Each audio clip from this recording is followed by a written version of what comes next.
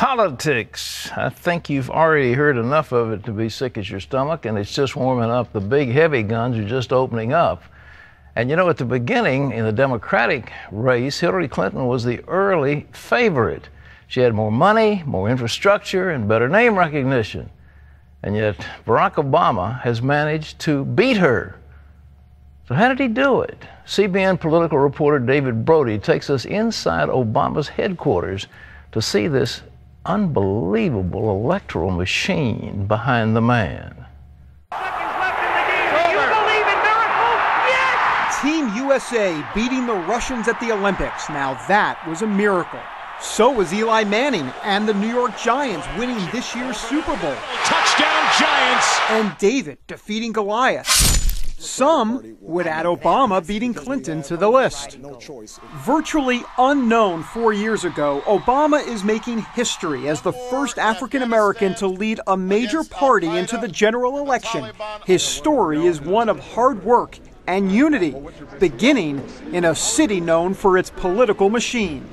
Wrigley Field here in Chicago is home to the Chicago Cubs, but it is also home to Barack Obama's main headquarters. Now, just like in baseball, the reason the Obama campaign has won is because they hit far more home runs than the Clinton campaign. One of the heavy hitters behind the scenes is this man, David Axelrod, Obama's chief strategist. He's involved in all facets of the campaign, including the constant message, change we can believe in. I think it's some comfort to people who want to know that you believe what you're saying, that you are who you claim to be. Hillary Clinton, on the other hand, had all sorts of different campaign slogans. She also positioned herself as the experienced candidate, leaving her vulnerable in an election overshadowed by change. At a time when Washington has failed so spectacularly, running as the consummate Washington insider isn't necessarily a good strategy, and I think that's something that worked against her. Okay. Hey, Tommy, how are you? David, welcome to the office. Thank you so much. We got a sneak peek inside Obama Central in Chicago. A few hundred employees are here, with more being added every day. Obama for America, I'm a director call. The change signs are everywhere, and so is this one, countdown to November 4th. Over there is the Wall of Barack. Across the way is the Column of Michelle. Look at this, even a mural made out of Chicago newspapers. And they also have a great way to unwind after 14-hour days that never seem to end. That hard work has now paid off, and it all started with Iowa. You go through an experience like Iowa, where there's such a reward. And when you know at the end of the day, you're changing politics, changing the country, we could win the White House. The victory gave a signal to skeptical African Americans that a black man could actually win the nomination, and a few weeks later helped Obama win South Carolina. Iowa was also a caucus state, which the campaign strategically targeted, racking up delegates in states where the Clinton campaign didn't organize as well. When the history is written of this campaign, or the current history, which is what we're discussing now, a big mistake in the Clinton campaign will be that she did not compete wholeheartedly and early in these caucus states. This new team on the block also blazed the internet trail. Its new media department went after young voters through Facebook and MySpace. The fundraising effort was part old school with big donors, but also very much new school, where the internet became a cash cow for new donors and new money. That's what made the difference. That's what set up this campaign almost as there two people on top and everyone else. What also set the Obama campaign apart is the cohesion factor. It's a very tightly knit group. You haven't seen a whole lot of leaks and backstabbing coming out of this campaign because he demands that there be no drama. He came into this campaign season knowing that he was coming up against a formidable Clinton machine. What the Obama team did was build their own machine. Besides Axelrod, Obama has been served well. Key players on the team include Deputy Campaign Manager Steve Hildebrand, Communications Director Robert Gibbs, close confidant Valerie Jarrett, and the underrated but very effective campaign manager David Plouffe. David Plouffe's the greatest campaign manager that I've ever seen in a presidential race in my lifetime. Still, make no mistake that Obama is in charge of his campaign, and maybe there's no better example than the Jeremiah Wright controversy. Obama pushed his team to react quickly. He knew that this was a tough moment in the campaign and a difficult issue, and his attitude was, I'm going to just lay it out there, and we'll see what happens. And I saw the kind of calm and focus and incisiveness that you want to see from a president of the United States. All of these moves have led to not only success at the polls, but to an energy and passion among Democratic voters not seen in years. When you get close to 80,000 people to show up at a rally in Oregon, for example, you know you're doing something right.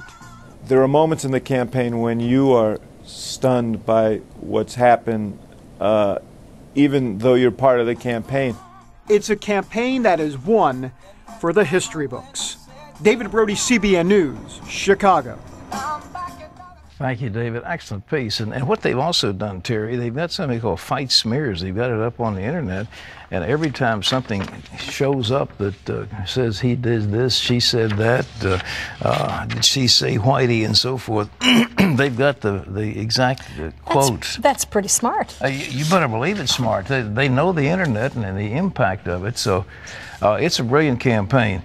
The thing that he's coming up against now, if the Republicans have the ability to exploit it, is his lack of experience. He's already made some mistakes with this Johnson thing, and the question is, how many more mistakes are going to be made? And will the American people say, well, we're going to take the biggest corporation in the world, $3 trillion corporation, with millions of employees and global reach, and are we going to turn it over to an untried guy who's got a few years in the Senate and a few years in the state Senate and never run a corporation, never run a big state, and is he the man?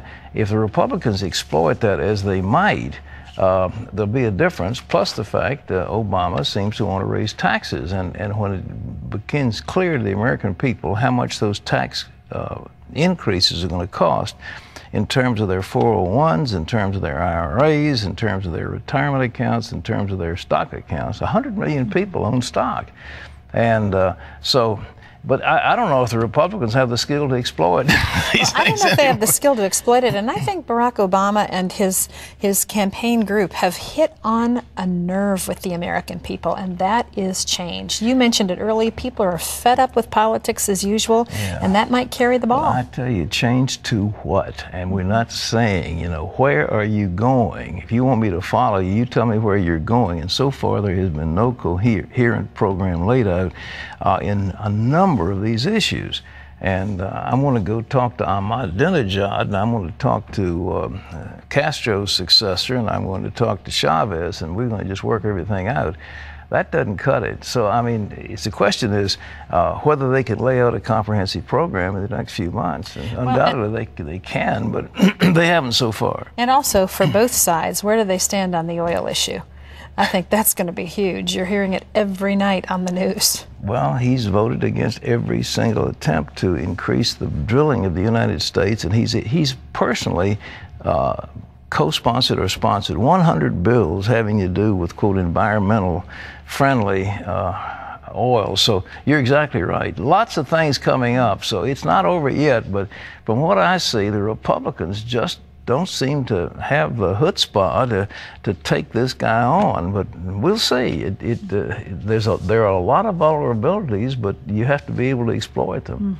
Terry. Well, the next few